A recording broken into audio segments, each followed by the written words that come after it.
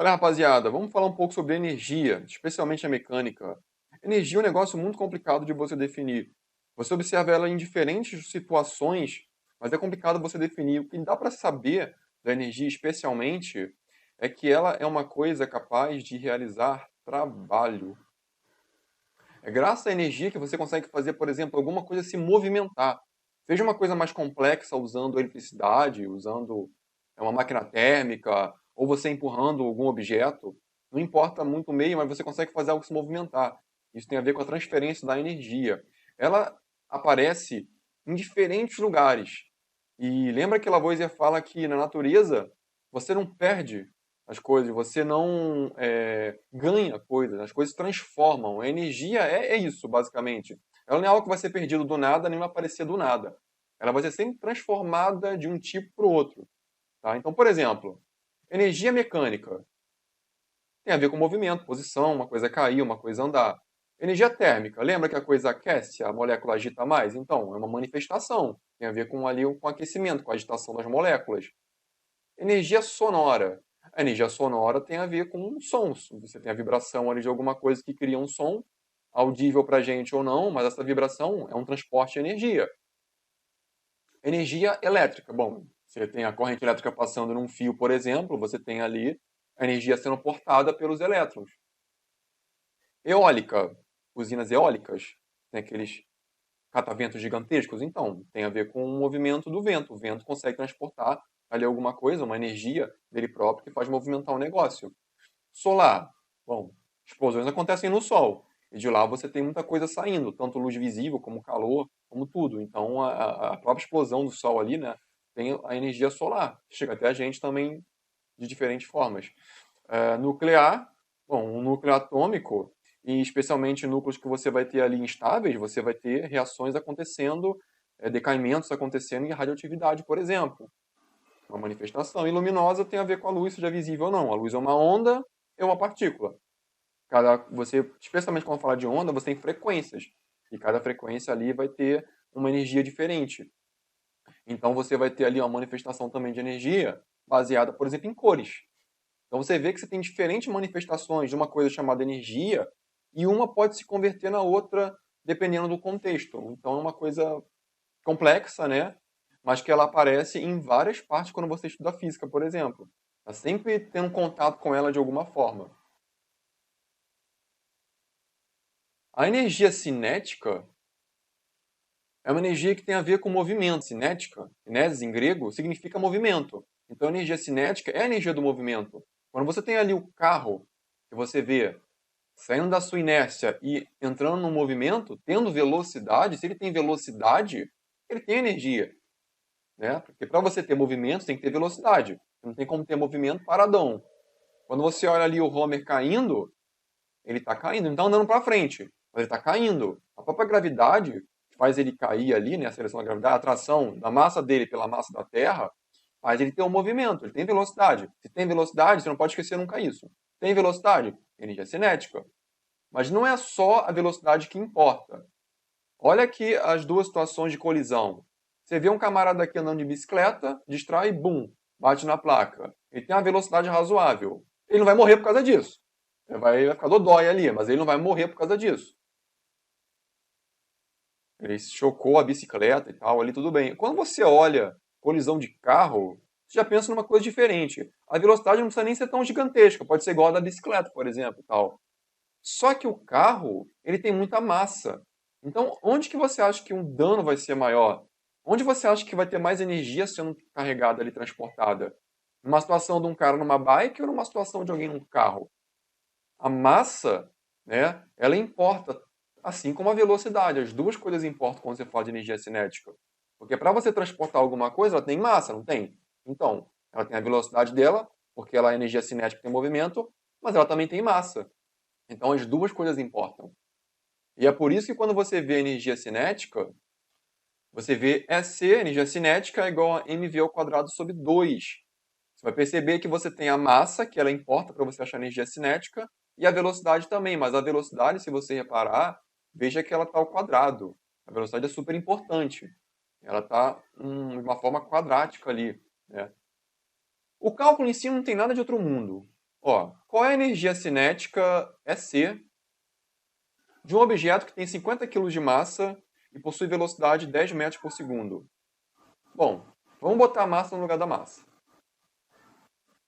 50 vezes a velocidade. O que você não pode esquecer nunca jamais aqui? Que a velocidade é ao quadrado. Divide por 2. Igual 50 vezes. O que você não pode cometer de erro nesse tipo de conta na matemática? Existe uma ordem. Potência e raiz. Depois, multiplicação e divisão. E por último, soma e subtração. Então você não pode começar multiplicando 50 por 10. 50 vezes 10, 500. Depois você eleva ao quadrado. Jamais, vai dar um erro, vai ficar um número completamente diferente. A preferência é da potência primeiro. Você pode sim dividir ali, ó, 50 com 2. 50 com 2 vai dar quanto? 25, você pode fazer. Mas para simplificar, vamos começar pela potência só. 10 elevado ao quadrado vai dar 100, dividido por 2. Então, o nosso EC, energia cinética, vai ser 50 vezes 100. Vai dar 5,000, dividido por 2. Isso quer dizer que a nossa energia cinética vai ser 5.000 dividido por 2.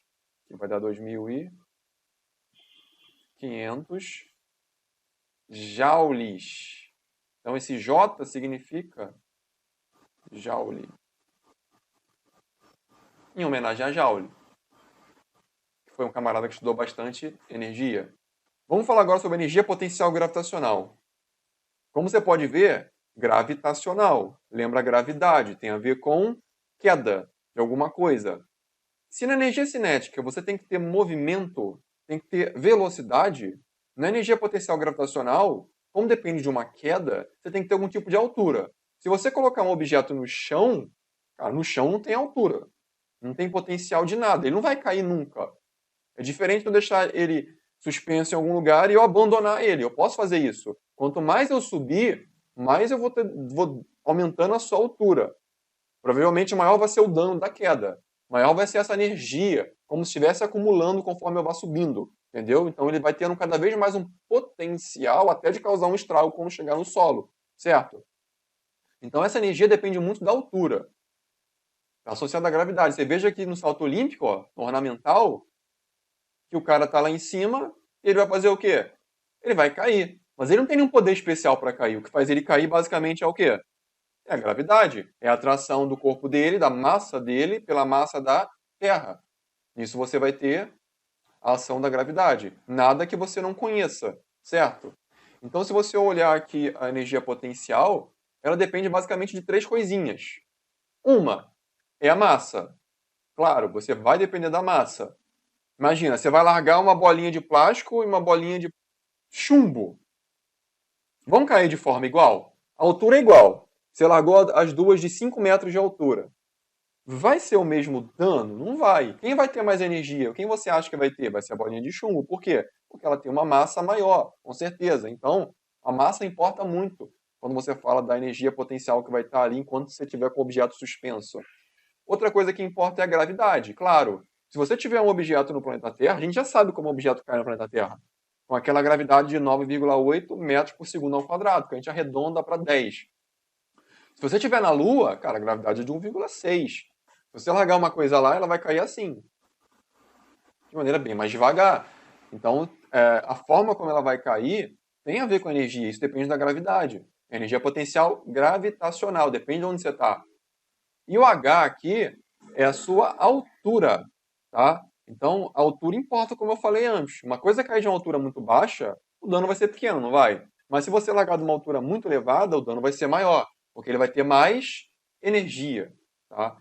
Então, olha só esse exemplo. Qual é a energia potencial gravitacional de um objeto que possui massa de 5 kg a uma altura de 20 metros? Considerando, claro, que a aceleração da gravidade aqui na Terra 10 metros por segundo ao quadrado. Tipo de cálculo aqui também não tem mistério nenhum. Energia potencial. Potencial gravitacional. Vai ser m vezes g vezes h. Massa. 5. Gravidade. 10 e a altura 20. Basicamente, você vê que é uma multiplicação. Não tem nada de outro mundo, nenhum mistério. Bom, faça a multiplicação então. 10 vezes 20 vai dar quanto? 200. 200 vezes 5 vai dar milão. Então, 1000 joules. J maiúsculo.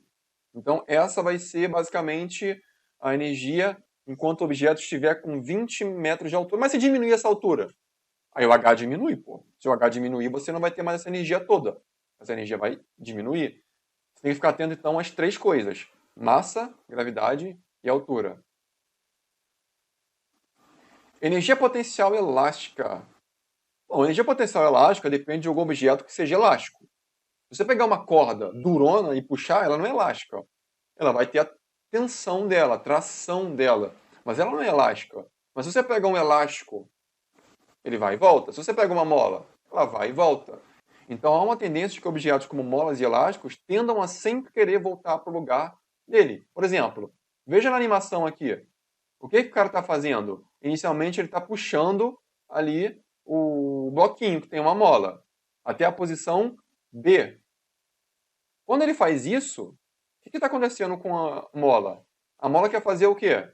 Evidentemente que ela quer voltar para o seu local de origem, seu local natural, a posição natural. Quem é a posição natural? É a O, é onde ela está no começo. Então, ela está em O. Você puxa até B. Ela não gosta. O que ela vai fazer? Ela vai fazer a força para poder voltar.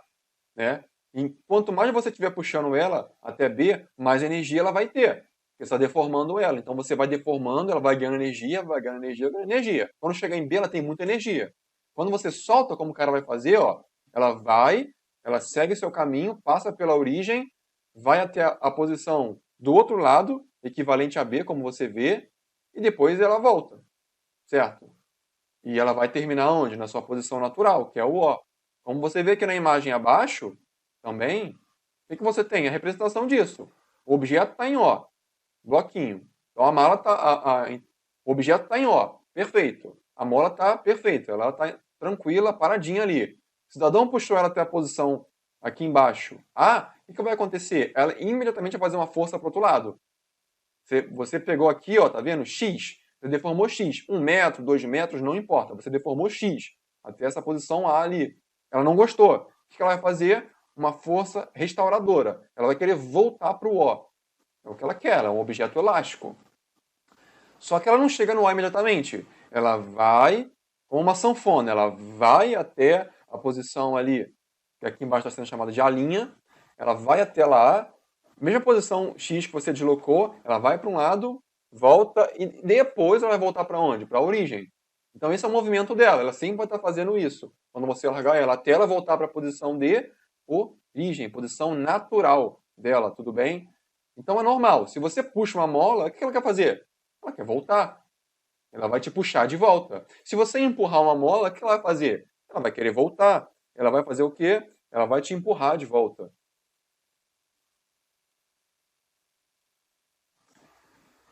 Tem mais uma coisa super importante quando você fala de mola, que é o quê? Bom, cara, uma mola, ela não é igual. Ela pode ser feita de material diferente. Você pode ter uma mola de plástico, uma de aço e uma de alumínio. Sei lá, você pode ter uma mola que ela é muito grossa ou muito fina, uma mola que é compridona ou menos comprida. Tudo isso vai influenciar na dureza da mola. Né? Uma mola vai ser mais fácil de você comprimir do que outra. Uma mola vai ser mais difícil de você puxar do que outra. Então existe uma constante que a gente chama de K, que é a constante elástica da mola, a gente chama de constante elástica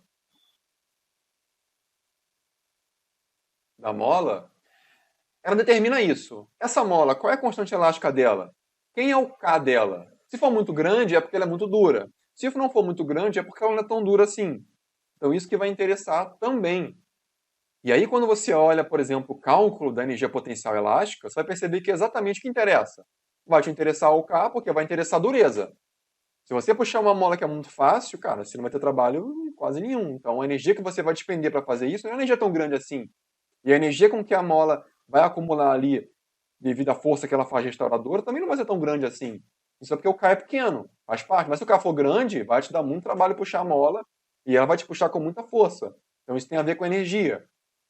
Outra coisa também importante é X, é a deformação. Você puxar a mola daqui até aqui é muito diferente de puxar ela daqui até aqui. Se esse X aqui for maior do que esse X aqui, bom, pode ter certeza de que quanto mais você puxar ela, mais ela vai querer voltar com maior intensidade. Você vê que não é só isso. Ela está elevada ao quadrado. Então esse X importa bastante. Tá? Então vamos ver um exemplo aqui bem basicão para ver como é que funciona isso. Você vai querer achar a energia potencial elástica. Beleza. Uma mola tem constante elástica de 100 newtons por metro. Isso quer dizer o seguinte, que para cada metro que você puxar a mola, você tem que fornecer 100 newtons. Então, se eu puxar com 100 newtons de força, eu deformo ela 1 metro. Se eu puxar ela com 300 newtons de força, eu deformo 3 metros. Então dá para entender. Só que ela recebeu uma deformação de quantos metros? 2. Então, ó. K vale 100. X vale 2, mas não pode esquecer o quê? Que o x está ao quadrado. E tudo isso é dividido por 2. Bom, vamos cortar aqui, ó. 100 com 2 dá quanto? 50. 2 vezes 2, ou seja, 2 ao quadrado, quanto que é? 4. Quanto que é 50 vezes 4? 50 vezes 4 vai dar 200 joules. Então a energia que você vai precisar ali, a energia em joule, para poder deformar a mola 2 metros, para você puxar e manter ela ali, ó, 2 metros de distância da posição natural dela, são 200 joules. Ok? Então por hoje é isso. Espero que tenha aprendido alguma coisa e até mais.